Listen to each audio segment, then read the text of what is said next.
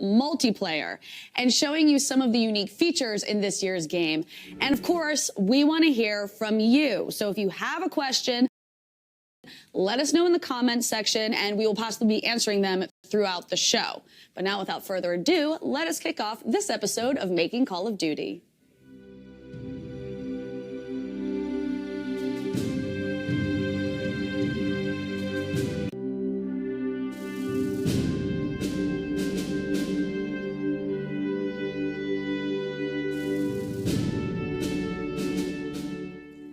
With me to kick off the show is Michael Condrey, studio head of Sledgehammer Games. Hi, thanks for joining us, Michael. It's a pleasure to be here. Are you so excited to be here sharing multiplayer with the world right now? Couldn't be more excited. I mean, the studio has spent 3 years working on this, pouring our hearts and souls into it, and we get to bring it to fans. That's why we do what we do. So this is a really special conference for us. Right. So what's the approach you took in developing this year's multiplayer? Call of Duty returns to boots on the ground in World War II, and that for us was really special. Our opportunity to take it back where it hasn't been for, frankly, 10 years. And with an arsenal of iconic weapons and iconic map locations around the world and that gritty, intense World War II combat, this is a ton of fun. Right. So since we are going all the way back to World War II, what are the new and innovative things about this multiplayer that you guys have developed? Oh, man, we have so much to talk about today. Yeah. We really do. I mean, boots on the ground, fans are going to love it. But we've got a ton of innovation as well. Divisions, we'll talk about in a little bit, replace our Create a Class. I know there's a lot of questions on that. We have Headquarters, the biggest innovation in multiplayer this year, and War, a ton of fun and a brand new way to play Call of Duty MP. We're going to show you some of that. Right. Now, you keep saying boots on the ground, but what does boots on the ground mean to you? Well, this is coming back to where the franchise is great. This is strategic gun-on-gun action with sightlines that you can identify and really work together in the classic Call of Duty way, but updated for the latest generation of consoles. So quite literally, boots on the ground. It is boots on the ground. Okay, so there's been so much excitement around this reveal. Fans are clamoring for more information. Yeah. What do you hear them asking about the most? Fans have been amazing. They really have. I mean, we couldn't be more grateful for the outpouring of support. Last night was bonkers with the reveal. So at the Sony presser. Yeah, that was amazing. And everybody, the studio is so proud and thankful for the fan reaction to that. And then there's some other things they want to talk about. Some things we're going to talk about today. I think we're going to talk about, you know, the use of Nazi iconography in the game. That's a big deal. It's something we really wrestled with. You know, there's this responsibility to balance what really happened in an authentic way. But, you know, we need to be respectful for the victims in this very dark time in human history. I mean, this was a massive war, a global conflict. 100 million people perished in this. So ultimately, we decided that, you know, Nazi symbols like the swastika had a place in our campaign to be historically accurate. You know, you see that in film and TV. So, but, you know, our multiplayer in zombies, this is a global community. This is a global community where the experience is visceral and intense. We didn't feel like it was appropriate there. I mean, it's a dark symbol, and we have to be really respectful and mindful of, you know, the customs regulations of different territories, and we wanted the whole community to be able to play together. So you'll see in the campaign in a very historical, accurate, and respectful way, but not in multiplayer or zombies. Well, and I've heard you talk about the game a lot in the sense that because you are basing it on true stories, it needs to be historically accurate for the generations that are coming up that don't have people who are still in that war. Yeah, you're absolutely right. I mean, for many of us, we think of Saving Private Ryan as an icon of the war, and that was 20 years ago, right? Yeah. 10 years ago since Call of Duty's been That makes me feel so old. I know, and you think this might be the first real introduction to World War II for a whole new generation of gamers. So there is a respect and a responsibility we take with that. It's really profound, and we're excited. And you'll see that in the campaign, and hopefully you'll feel that in multiplayer. Right. Well, let's talk a bit about the multiplayer trailer that was released last night at the Sony presser. Fans think it looks incredible, but also they're asking, because at the beginning it does say actual in-game footage, but it looks so good that they're like, is it actual in-game footage? So what's the answer? What's happening here? What's the answer? It's such an awesome question to get. When people have to ask, is it real? Because it is. You know, we've spent tens of thousands of hours with many hundreds of developers pouring into this. You're seeing it now. It looks gorgeous. It really is. We spent hundreds of hours capturing this trailer for fans, and it's all in software. I think the camera work, like right there, it's so, like following someone's feet, it looks so incredible. Yeah, it's brutal, it's visceral, it's gritty, it's World War II. And when fans get their hands on it here at the show or at the beta or in November and launch, everything you're seeing, you get to play. Please tell me we get our hands on that flamethrower. You do. That's yes. And it's powerful. God, that looks so cool. And also, right at the end of this trailer, we get to see some vehicles. We do. Can you tell us about the tanks? I can. Yeah, that's another question that people have a lot on their minds is how are we incorporating vehicles? Now, Call of Duty traditionally has had controllable score streaks, and we do as well. You saw that in this piece with the P-47 Fighter Strike. But what you're seeing right now here is an exclusive clip of our War Mode. And we're going to talk with the lead designer of War Mode in a little bit. The tank, you can jump up on it, get on the 50 cal. You can escort it. That is exclusive to the War Mode. Wonderful. God, it looks, I can't take my eyes off of it. It looks so good. Thank you so much. Everyone at home, stick around because just coming up next, we are going to talk about headquarters and divisions. Thank you, Michael. Thank you.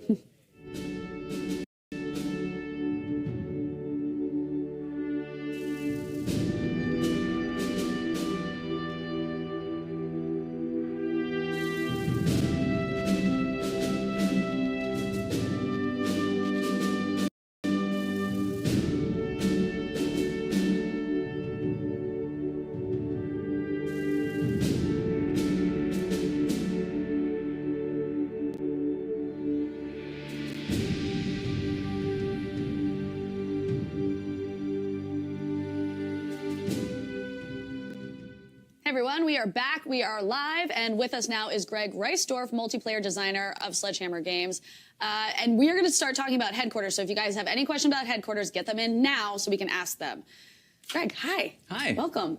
What is it like working on a Call of Duty game and then coming to an event like this to reveal it to everyone? It is so exciting and very stressful at the same time. It's great to be able to show it to fans finally. We've been sitting on it for 2.5 years, and it's just really exciting to be here. Right. Do you have any cool stories yet? I know E3 technically starts in like an hour or something like that, but we've all been here this whole weekend. There's already been all the pressers. What's the coolest thing you've seen so far? They're loving the game. They're playing it. It's awesome to see people just picking it up, and just that return to boots on the ground is just so powerful. I feel like boots on the ground needs to be the tagline. Like Call of Duty, World War II, boots on the ground. It just keeps going. Okay, let's talk about headquarters, because it's this new feature in Call of Duty. What is the idea behind it? Yeah, new feature. It's big. It's the biggest innovation in multiplayer this year. This is a 48-person living experience, and it's really an evolution of what we worked on with Advanced Warfare. It started 6 years ago. We really wanted to bring your soldier to life, and we had that with your character, your Call of Duty character for the first time. You saw that in the virtual lobby. Now we're taking you into a space. This is off the front lines experience where you can compete, be social, show off, and engage in new ways. It's really special. So what inspired you guys to bring this feature into the game? Well, one of the things was the virtual lobby from AW, and really looking at that, we loved that idea and that aspect of the game, and we wanted to just bring it to the next level and have that idea of socializing in there as well. And really, that's where we set off from. So what are the interactions you can have in headquarters? So you can do a ton of things. You can commend other players, which is just, hey, you're doing a great job. Yeah. There's shootouts that you can challenge other players to. Shootouts? There's a like, can you duel? You can duel in a 1v1 pit. Oh, there's actually, you can go and queue up for a 1v1 pit, and you can sit in there and see how long you can survive in there. Yeah. Yeah, there's just so many things. Okay, sweet. So we actually have a live question for you guys. Taylor Saderhoyt, I hope I just said your last name correctly, asked, what is headquarters used for? It's used for all your socializing. You can go here and party up. You can compete. Like Michael was saying, you can go into the 1v1 pit, all these cool things. It's also right available at your fingertips. So when you go into matchmaking and when you matchmake, you can actually pop back into the hub, into the live lobby, into the, we've had so many names for it over the development, headquarters, where you can actually go back into headquarters and run around in this space and socialize while you're still in that queue. And then you're just going to pop right into your match. Nice. So what inspired the design of the space? The design of the space is all about D-Day +3 was our kind of go-to name for it. This is after the successful invasion of Normandy. The Allies used the beachhead to bring in troops and to bring in supplies as the staging area to go off to the front. And so that's what we looked at and said, hey, this would be a great staging area for our players to go between matches, when they first boot up the game, when they're about to leave the game, all those areas where you just kind of want to unwind and hang out and have a good time. Like, that's what the headquarters is for. Nice. Okay, we're going to take one more live one. Rafael Ramirez asks, how many people in headquarters? There's 48. 48. So, yep, you and 47 others can go. You and 47 others. That sounds like the worst frat house ever, but the best multiplayer ever. Wait, I'm going to ask one more quick one because this is a good one. Jack Sekhun, asks, will headquarters be the multiplayer main menu?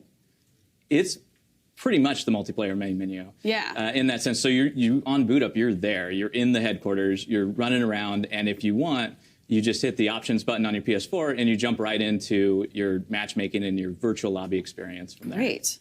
Awesome. Okay, well, let's move on to divisions because that's new for this game too.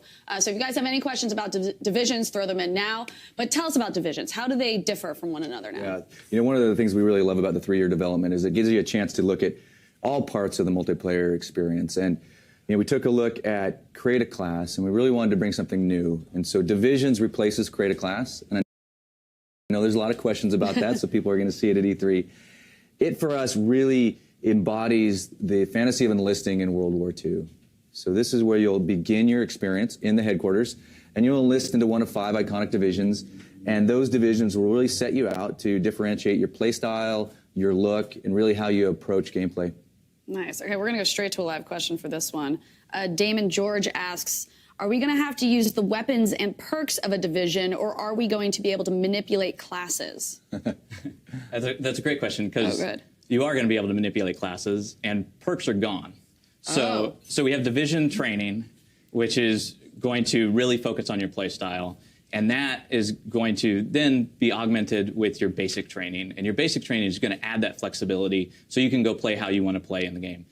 Off of that, you're going to have your primary weapon, which has your attachments, and your secondary and equipment that you can choose. All right. So if you're someone like me who just like Leroy Jenkins himself into the situation, I can manipulate my character to do that? Yeah. Great. Good. Pete Perez asks, will we be able to customize our characters? Which I think we just answered, There's a lot of that going on. Yeah, there certainly is. And, you know, that's really the evolution of headquarters. Like, your character progression, the things you do to be rewarded and really show off, now with 48 players as that staging ground, that customization really shows off there. Nice. So what type of loadouts will you be able to create? All kinds of loadouts. So you have the classic run and gun, which is going to be your airborne division. You have your armored division, which is all about taking points and that aggressive playstyle with explosives. You're able to take the mountain division, which is the one-shot, one-kill division. Essentially, you're going to... I'll be terrible at that division, I'll tell you that right now. It is difficult, but it's a lot of fun if you can get in there and master that skill. Right. There's the expeditionary division, which is all about shotguns and really being immune and to be able to take these points. Right. What are we looking at right now? What is this a specific division? This would be the armored division. Okay. So you're within the armored division, your division weapon skill. So he's running this LMG. Well, not anymore, but the LMG, you can now mount it on any surface and really just lock down points and hold points down. With the rifle division, infantryman division, which he's in right now, you have the bayonet charge. And all of these divisions can be... Oh, there it was right there. All these divisions have progression. And so you're leveling these division skills up. You're leveling your division training up as well. Great. Logan Perry asks, are divisions unlocked by ranking up, or all of them are unlocked from the beginning? So there's still a lot of stuff around progression being worked out. We're still very early in development. Got it. So there's a lot coming. You'll be able to see more at beta. It'd be great. Nice. It sounds like you guys can like vote on what you want. They're still trying to figure that out. Ooh, here we go. Shirley asks, will there be female characters? There will absolutely be female characters. Yeah. We talk about, you know, your multiplayer career is about you going into battle. So we show diversity in the characters, both on the Allied and Axis side, both factions as you play, multinational characters to choose from, plenty of gender diversity. It's important to the game. It's important to what happened in the war. It's important to us as a studio. Yeah. I like playing as a lady now and then. Okay, Dalton Drake Smith asks, what vehicles will you be able to take control of in MP? Did we answer that in the last one? A little bit. You kind of get the tank, Yeah. and you kind of, but you're There's, not there's like, a lot of score streaks that are controllable within the game. So we do have the Fighter Strike, which is one that's available here at E3, where you can get into it and you're actually doing strafing runs on the ground. So it's pretty cool. You can see it in the trailer. I want to do that. Can I do that when we go to the floor? You can. Yes. Do I have an in? You just, Angel Santiago asks, are you going to be able to switch divisions? And if so, how easily? very easily. Oh, great. So it's one of the big things about being in a division. We want you to be able to enlist in it and feel the historical, essence of it. But at the same time, we don't want it to restrict gameplay. And we want you to be able to get in there, switch your division when you want, and go and play how you want to play. Great. Oh, this kind of ties into that. Mike Tanis asks, will we be able to slide or dive or nothing at all? Lol. he does laugh out loud at the end of that. So we do have diving within the game, within the game. There's no slide. So we looked at both of them and we really liked the dive mechanic, and we felt that fit our game better. We felt it fit boots on the ground better, and that's what we went with. Nice, awesome. Well, Greg, thank you so much for joining us. Thank you. Guys, up next we're going to be talking about War Mode, which I know a lot of you are excited about. So get your questions in for that.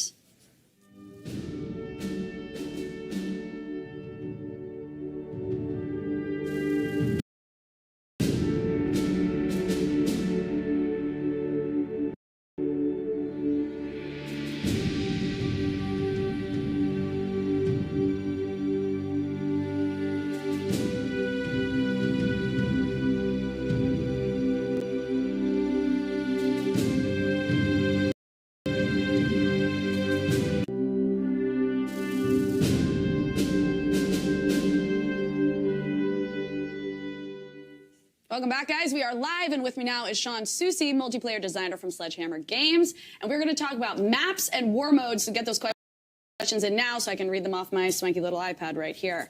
Hi, Sean. Hi, welcome. how are you? Good to be here. Thanks. So tell us what it's like to be one of the lead designers on a Call of Duty game. Oh, it's awesome. I mean, it's to be a part of something like this is just a huge opportunity. I mean, especially multiplayer. Yeah, multiplayer. I mean, it's awesome. Multiplayer. I'm a huge multiplayer gamer. I love multiplayer games. I play tons of Call of Duty and all the other ones out there. So you don't get tired of it working on it? Oh no, no. I go home and play more. That's home, awesome. So. It's gonna be a lot of pressure though, like it is maintaining the honor of multiplayer. It is. I mean, Call of Duty's got such a history behind it, and we care so much about the fans, and we just want to make sure that everything that we do is great for them. So there is pressure for sure. It's fun, and yeah, it's awesome. It's great. Nice. Okay, so tell us about the maps in the game. What are they like?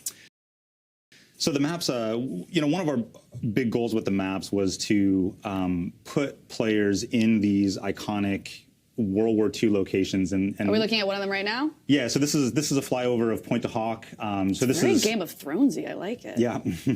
So yeah, I mean, this is a perfect example. This was part of the Allied invasion of Normandy. It's a location. If you pop that into Google, you can find out what happened there, and we're kind of putting players into that environment and letting them duke it out in there. And so yeah, we wanted to just bring as much history as we could in multiplayer.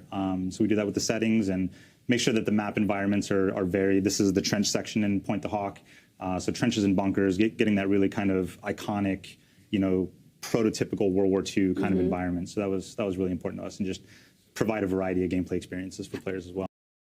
How has the design of these maps evolved since the previous Call of Duties you've made? So one thing that was really important for us was to just really push the boundaries of and the range of play style opportunities. Right. Going back to boots on the ground gave us some opportunities to kind of control gameplay a little bit more in ways that is refreshing and nice for us. So wanted to make sure that, as you can see, you're going on the cliffside here on Point to Hawk. This is kind of an area where a little bit longer range comes into play. You've got the trench section where you get some really up close, super fast, intense gameplay going on. So really wanted to make sure that we push those play styles and just. Oh, that was such a cool camera move right there. Yeah, it's cool. That's awesome. That was sweet. I was glad I was looking right at that. One of the things we're trying to do with maps is really encourage division play style, right? So Yeah. Definitely. what you'll see throughout all the maps, and we're going to show another one here, I think, that we're taking D3, Ardennes, is really encouraging. Here it is here. yeah. This was a really iconic location in World War II along the Siegfried Line, and this battle happened as part of the Battle of the Bulge. So you can also find out a lot of history on this. Yeah. But each of our maps really tries to encourage, as Sean said, the different play styles. And with that, you'll be really encouraged to level up each of your divisions and understand when to take them in based off your map and your mode. Absolutely, yeah. I mean, the locations in the maps are varied. So, your mountain division that's kind of more focused on longer range, kind of sniper gameplay.